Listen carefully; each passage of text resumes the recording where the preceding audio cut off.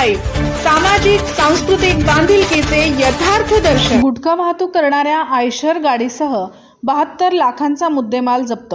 छत्रपती संभाजीनगर जळगाव महामार्गावर अन्वी फाटा येथे स्थानिक गुन्हे शाखेची कारवाई।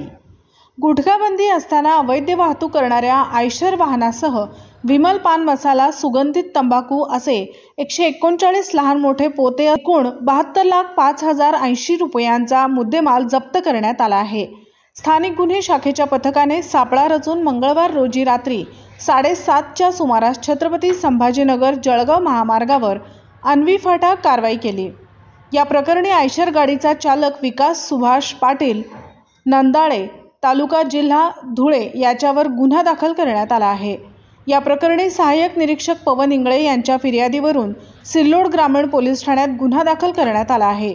ही कारवाई स्थानिक गुन्हे शाखेचे पोलीस निरीक्षक सतीश वाघ, सहाय्यक पोलीस निरीक्षक Pawan Ingale, police head constable Santosh Patil, Valmik Nikam, Vitthal Doke, Gopal Patil, Kailas Rathod, Deepak सुरेशे, Nilesh कुडे, संजय तांदळे, अन्न सुरक्षा अधिकारी अन्न व औषध मोहम्मद फरीद अब्दुल रशीद सिद्दीकी यांनी केली।